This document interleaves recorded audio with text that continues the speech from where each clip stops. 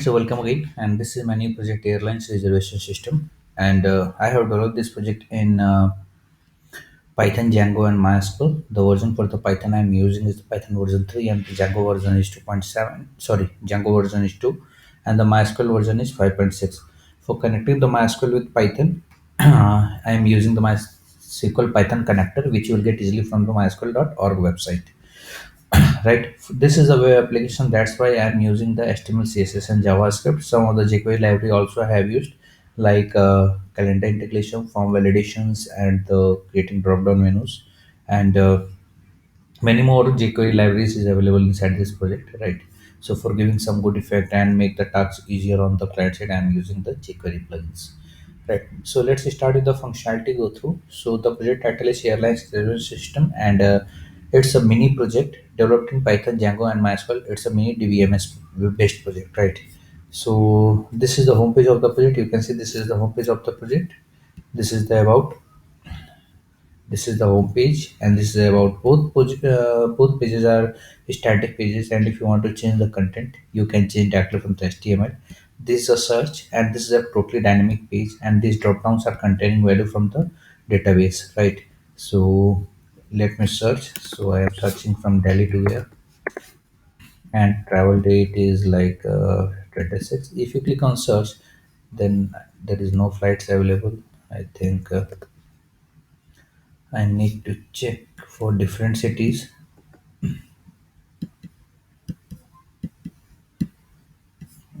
Let me check which flight is available.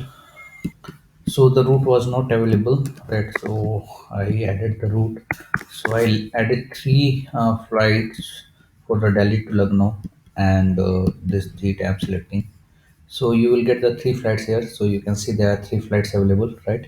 So once you click on the book now button, then it will ask for your passenger details, right?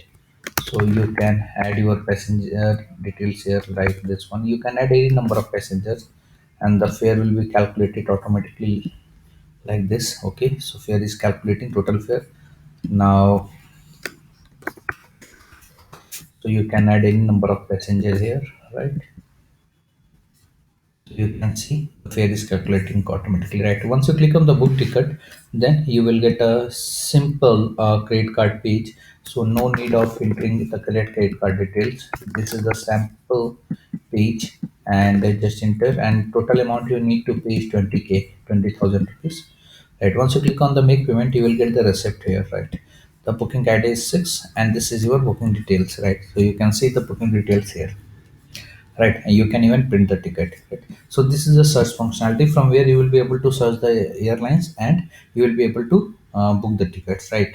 This is a login from where you will be able to log in, and you will be able to see the, you can see the search, right? You can see the my bookings, all of the bookings which you have made earlier will be displayed here, so like this, right? So you can see this is showing the booking details, right? And this is a log out. Once you log out from the system, and this is a dashboard. So from dashboard you can also change the password. For that you need to enter your old password, and after that new password and confirm password, right?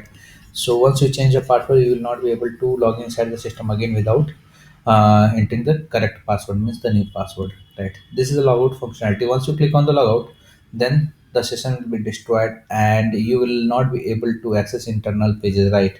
So let me show you. So logout, so you will not be able to access the internal pages, right? This is a login.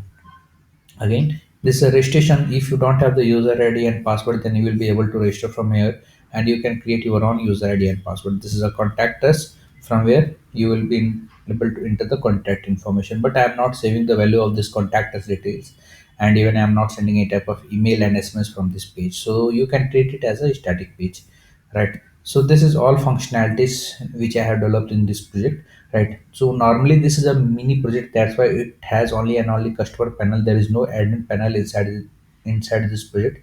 But if you need admin panel, just text me. I will develop the admin panel also inside the project, right? So if you need more functionality in this project, just put it into the comment. I will incorporate those changes. I will make this project more better and better according to your requirements. And don't forget to subscribe our channel for getting the latest project videos on the latest technologies. Thanks for watching the video. Thank you.